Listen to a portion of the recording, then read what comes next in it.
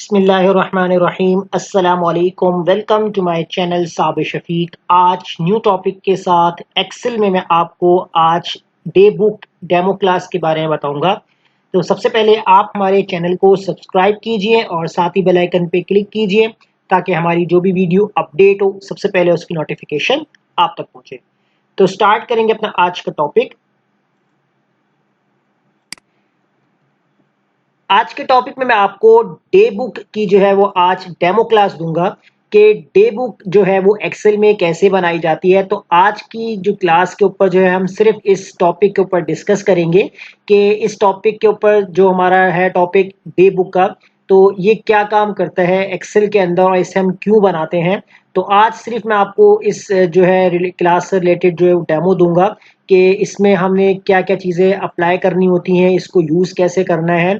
तो आने वाली वीडियोस के अंदर जो है वो मैं प्रॉपर जो है वो आपको स्टार्टिंग से बताऊंगा कि इसके अंदर हमने कौन कौन से फॉर्मूले यूज़ किए हैं और क्या क्या इसके स्टेप्स हैं, इसको स्टार्टिंग से किस तरीके से बनाया जाता है। तो यहाँ आप देख सकते हैं एक फॉर्मेट जो है मैंने यहाँ बना के रखा हुआ है। तो आज सिर्फ इसी के ऊपर डिस्कस कर लेते हैं कि डे बुक जो होती है इसको हम यूज़ करते हैं कि जब अगर हमारी कोई कंपनी है या अगर हमारी फैक्ट्री है या कोई भी ऐसा हमारा काम है या हमारा बिजनेस है, वहाँ पर अगर हमारे पास रिकॉर्ड मेंटेन करना हो कि हमारे कितने क्लाइंट जो है हमें पेमेंट दे रहे हैं या कितने हम क्लाइंट से हम पेमेंट ले रहे हैं, तो वो तमाम रिकॉर्ड जो है वो आपका डे बुक के अंदर आता है।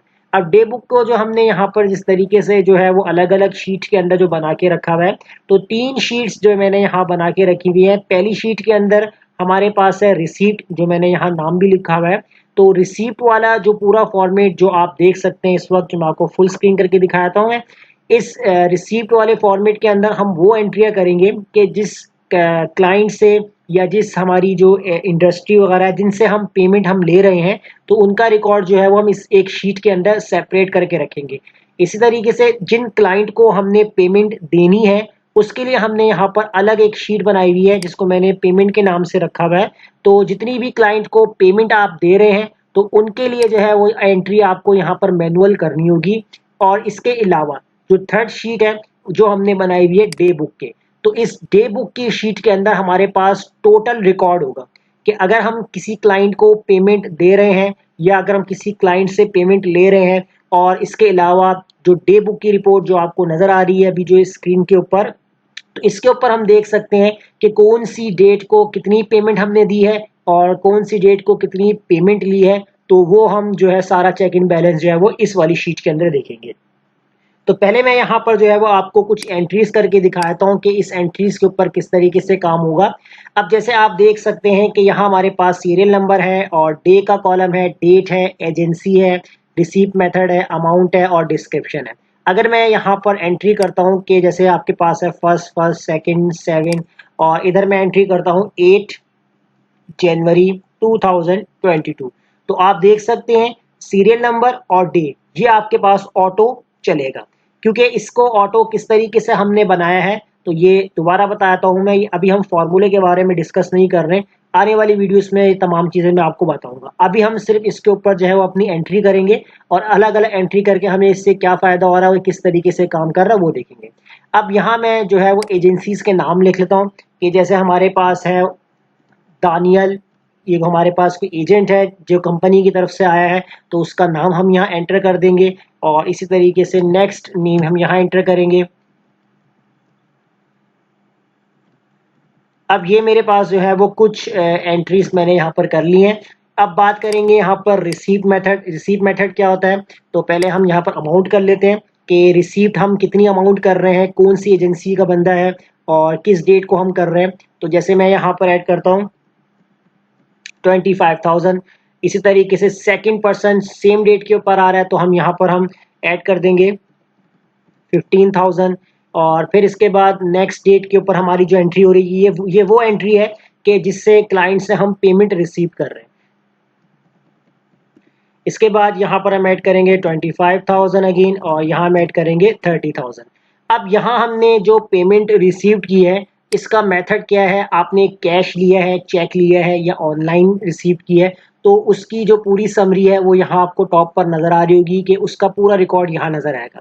अब जैसे इस वाले जो क्लाइंट से जो हमने रिसीव की है पेमेंट, तो इधर हम ऐड करते हैं कैश, और इधर भी हम कैश ऐड कर लेते हैं।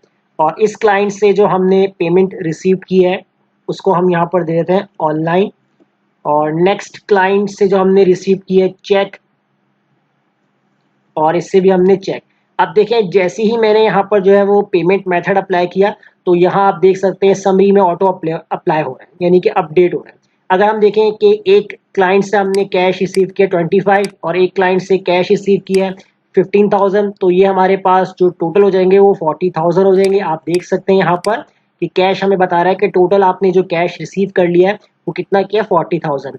इस तरीके से चेक जो आपने रिसीव किया टोटल वो कितना किया, 55,000। आप देख सकते हैं इन दोनों को अगर आप ऐड करें 25 और 30, तो ये आपके पास जो 55 हो रहा है। इस तरीके से ऑनलाइन कितनी आपने रिसीव की है, 10,000 की है, क्योंकि अभी हमने एक एंट्री की है ऑनलाइन की, तो हमारे पास जो है वो ऑनलाइन यहाँ दिखा रहा है। और टोटल जो आपकी अमाउंट हो गई है वो कितनी आप रिसीव कर चुके हैं, तो उसकी भी समरी यहाँ पर आपको दिखाता रहेगा। इसी तरीके से अगर हम बात करते हैं यहाँ पर पेमेंट की, कि पेमेंट जो है वो आपने किस क्लाइंट को कितनी पेमेंट करनी है, अब वही सेम मेथड होगा कि जो एजेंसी का नेम होगा वो होगा, और किसको कैश दे रहे हैं, किससे चेक, किसको चेक दे रहे हैं, किसको ऑनलाइन दे रहे हैं, तो वो तमाम चीज़ें आप यहाँ पर देखेंगे। अब जैसे यहाँ पर हम जो है XYZ कोई भी एजेंसी का नाम लिख सकते हैं। अब जैसे मैंने एक क्लाइंट को पेमेंट कर दी 10,000, और एक क्लाइंट को मैंने पेमेंट कर दी 15,000, और एक क्लाइंट को मैंने यहाँ पर पेमेंट कर दी 20,000। तो ये मेरे पास अमाउंट आ गई है। आप चाहे तो इस पे हम रिकॉर्ड देख सकते हैं। जैसे मैं यहाँ पर 8 जनवरी का जो है वो रिकॉर्ड मेंटेन कर लेता हूँ, तो ये देखें ऑटो अपडेट हो रहे हैं, सीरियल नंबर भी और डेट भी।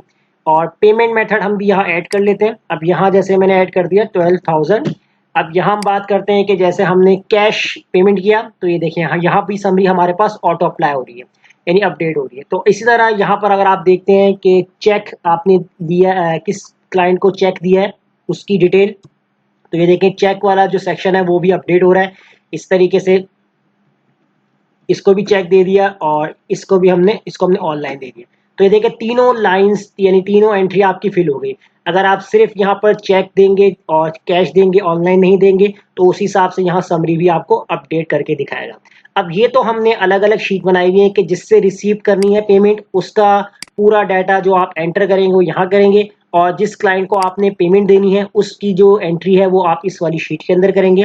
अब बात करेंगे डे बुक के अंदर। अब डे बुक के अंदर देखें यहाँ पर आपको पूरे जो है वो पूरे एक साल का आपका पूरा रिकॉर्ड होगा कि आपके पास जो है वो किस मंथ कितनी पेमेंट आ रही है, कितनी जा रही है। तो एक पूरे एक साल की जो है वो हम यहाँ पर जो है वो सीरीज बना लेंगे, ताकि आपको एक ही बार रिकॉर्ड बनाना पड़े, बार बार ना बनाना पड़े। अब यहाँ हम एंट्री करेंगे कि रिसीप्ट कितनी हुई है, अमाउंट पेमेंट कितनी आई है, बैलेंस क्या है, हमारा बैलेंस अपडेट किया, और टोटल बैलेंस हमारे पास कितना आ रहा है। अगर आप यहाँ पर किसी एंट्री को डेट वाइज चेक करना चाहते हैं तो वो भी आप चेक कर सकते हैं। अब जैसे मैं यहाँ देखना चाहता हूँ कि मैंने 2 जनवरी को कितनी रिसीव की है पेमेंट और कितनी पेमेंट मैं कर चुका हूँ मैं, तो यहाँ आप सर्च कर सकते हैं डेट वाइज। तो मैंने यहाँ पर जो है 2 जनवरी का रिकॉर्ड एंटर किया, तो मेरे पास यहाँ आंसर आ गया। अब देखें आपको यहाँ डेट वाइज बता रहा है कि 2 जनवरी को आपने जो है वो 10,000 जो है वो पेमेंट रिसीव किए हैं। अगर वेरीफाई करना है ये मैं आपको करवा देता हूँ, रिसीप्ट में जाएं। अब आप यहाँ देखें 2 जनवरी की एक ही डेट है, कितनी आपने रिसीव की है पेमेंट, 10,000। अब वो देखिए यहाँ पर हमें पूरी समरी दिखा रहा है। इसी तरीके से आपने 2 जनवरी को कितनी अमाउंट पे की है, 15,000 पे की है। तो यहाँ आप देख सकते हैं पेमेंट पे जाएंगे, तो पेमेंट पे अगर आप देखते हैं 2 जनवरी का रिकॉर्ड, तो यहाँ आपको देखने को मिल रहा है 15,000 आपने उसको पेमेंट कर दिए। इसी तरीके से बैलेंस अपडेट वो आपको यहाँ दिखा रहा है कि आपका जो है 2 जनवरी का बैलेंस है वो कितना अपडेट है, और टोटल बैलेंस जो आपके पास बन रहा है वो कितना यहाँ बन रहा है। तो ये काम होता है पूरा डे बुक के अंदर, जिस तरह मैंने आपको आज ही क्लास के अंदर डिस्कस किया है। क्योंकि अगर मैं आपको डायरेक्टली क्लास यहाँ पर जो है वो बता दूं कि किस तरीके से हमने फॉर्मूले को यूज़ किया है, तो आप जस्ट इस फॉर्मूले को एक रट्टाफिकेशन कह लें, तो वही आप इसको रट लेंगे, लेकिन इसको यूज़ कर नहीं पाएंगे कि इसको यूज़ कैसे करते हैं और इसका मकसद क्या है बनाने का। तो इसीलिए मैंने जो है एक सेपरेट जो है वो क्लास यहाँ रिकॉर्ड कर दी है, ताकि आपको पहले ये मालूम हो कि बेसिकली कि जो डे बुक है वो किस लिए बनाई जाती है और इसको कैसे हम जो है वो यूज़ कर सकते हैं, किसकी एंट्री कहाँ करनी है। तो अलग अलग शीट बनाएंगे तो वो ज़्यादा बेहतर रहती है। तो इसी तरह मैंने जो आज की क्लास में जो ये आपको ब्रीफ किया है, पूरी डेमो क्लास दी है डे बुक की, तो इसकी जो है वो इसका जो कॉन्सेप्ट है वो आप अपने जहन में रखिएगा। बाकी जो आने वाली जो मेरी नेक्स्ट वीडियो होगी उस पर मैं आपको ये पूरी स्टार्टिंग से बताऊंगा कि इसको किस तरीके से बनाना है, इसका फॉर्मेट कैसे बनाना है, इसमें हमने कौन कौन से फॉर्मूले अप्लाई किए हैं। तो उन फॉर्मूलों को भी आप जब याद करेंगे, अप्लाई करेंगे, तो उम्मीद करता हूँ फिर ये आपको डे बुक का जो कॉन्सेप्ट होगा वो क्लियर हो जाएगा। तो ये हमारी आज की क्लास थी कि डे बुक रिपोर्ट जो है वो क्या काम करती है, वो मैंने आपके साथ जो डिस्कस किया है। तो फिलहाल इस क्लास को वॉच करें, इस कॉन्सेप्ट को आप समझें। बाकी आने वाली वीडियोस के अंदर जो है हम मजीद इसको डिस्कस करेंगे। तब तक मुझे इजाज़त दीजिए, मिलते हैं अगली वीडियो में। शुक्रिया।